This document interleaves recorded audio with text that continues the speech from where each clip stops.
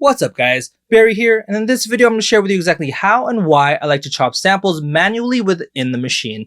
Now I've done quite a few sampling videos already on the channel, but I've never actually spoken about my personal process. So with that said, let's jump into the machine and get to chopping some samples. Before I do anything else to the sample, I change the polyphony to 1 and put the sample in its own choke group.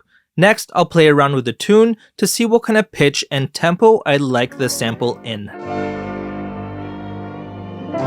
So now when I start duplicating the sample throughout the group, I don't have to set those parameters every single time. With those parameters set, I begin to scroll through the sample editor to find some chops I like. When I find one, I'll duplicate it on an empty pad and continue scrolling through the song. A few things I try avoid doing is truncating and normalizing the sample if I don't have to, as that creates unnecessary audio files, and at this point of the process, I don't pay attention to the endpoint of the sample chop as it's irrelevant with the sample's polyphony set to 1 and in the same choke group.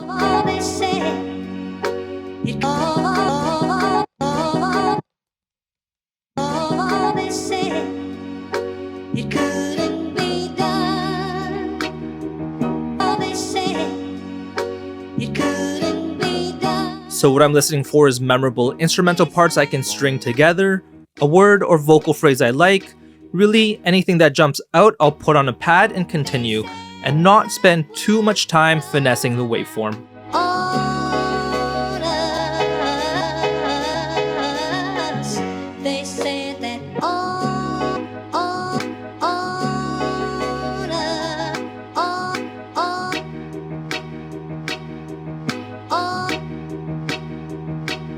I'm not the type that can spend endless amount of time on a single sample. In fact, one of my goals when scrolling through a sample is to chop it up as fast as I can, as I know I have a limited source of inspiration and time before I want to jump to another sample and beat. So with that said, these are all the chops I found within the sample. So these are all the sample chops I have for this beat. Here's some of the instrumental parts with some vocal stabs.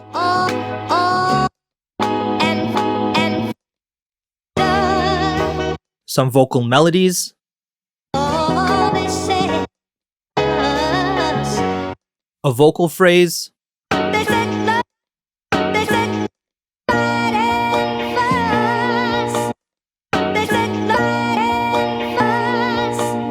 some more instrumental parts with some nice saxophone,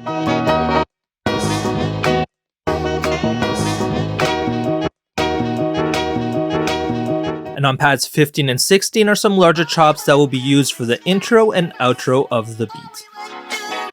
For the intro, I have a high pass filter to remove the low end as well as some chorus. This allows the main sequence to drop in a more impactful way.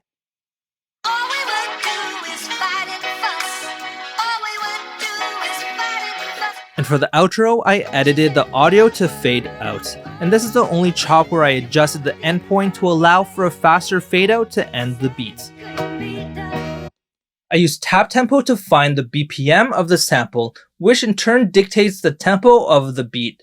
But before I lay down any of the sample chops, I'll either program some drums or find some drum breaks and loops and build the sample chops around the drums. Here's the main drum break.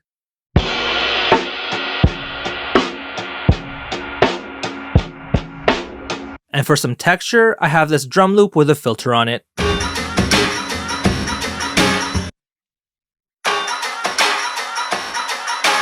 And some percussion loops to layer on top.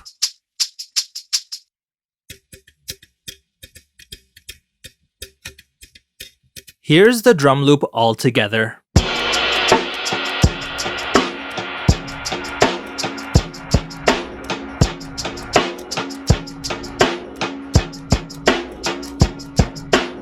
Now it's just a matter of finding some sequences and laying down those chops for your beat.